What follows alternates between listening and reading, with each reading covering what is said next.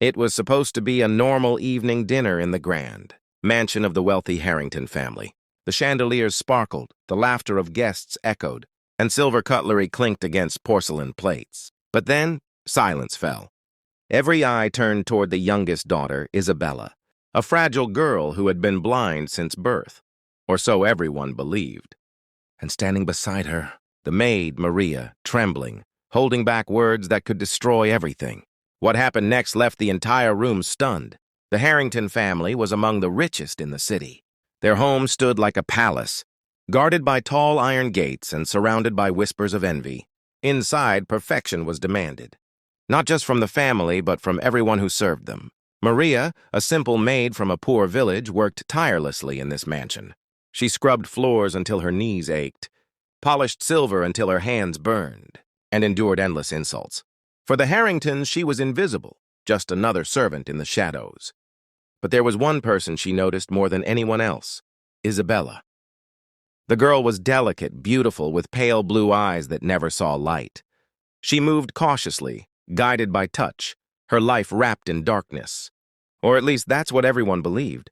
Behind closed doors, Maria saw how Isabella was treated.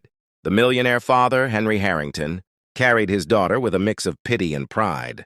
He would remind guests of his sacrifice, his wealth, his endless efforts to make his blind daughter's life easier. The story of Isabella's blindness wasn't just a tragedy, it was the Harringtons' badge of honor. But for Maria, something felt wrong. It began with small moments. One afternoon, as Maria dusted the library, she dropped a vase. It shattered into pieces across the floor. Maria gasped, expecting Isabella, who sat quietly nearby, to remain unaware. But Isabella flinched at the exact moment the vase hit the ground, her head snapping toward the sound, her eyes widening ever so slightly as if tracking the shards. Another day, Maria watched Isabella reach for a glass of water on the table. She didn't fumble or knock it over like before. Her hand went straight to it as if she could see. And then the final spark of suspicion. While folding clothes in Isabella's room, Maria noticed something hidden beneath the bed. She reached in and pulled out a sketchbook. Inside were drawings, perfect, detailed sketches of trees, flowers, and even faces. No blind person could have drawn them. Maria's heart pounded. The truth was unthinkable. Was Isabella not blind at all? The night of the grand dinner arrived. Guests filled the hall, raising glasses of wine under the golden light of chandeliers. Henry Harrington boasted, as always, about his fortune and his poor, blind daughter, who was his greatest burden and pride. Maria could no longer stay silent. Her hands trembled, but her voice cut through the air like a blade. She stepped forward, holding the sketchbook. The room froze. All eyes turned.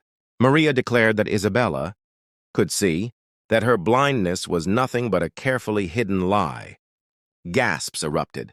Henry's face twisted in fury. The guests whispered, scandal pouring into the air like fire. And then Isabella stood.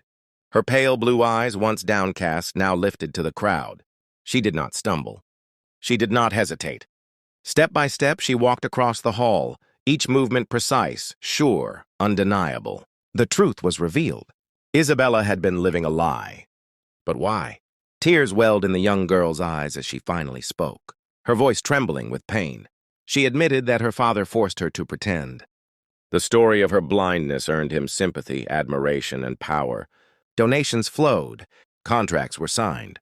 Business partners praised his strength as a devoted father. She had been trapped in her father's cruel theater. Her life stolen for his pride. The hall erupted in outrage. Guests left in disgust, whispers turning into condemnation.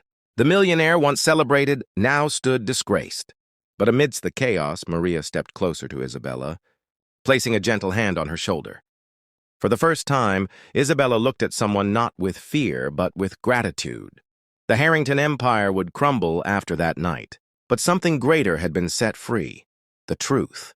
And in the quiet after the storm, the lesson became clear. The truth always finds its way out.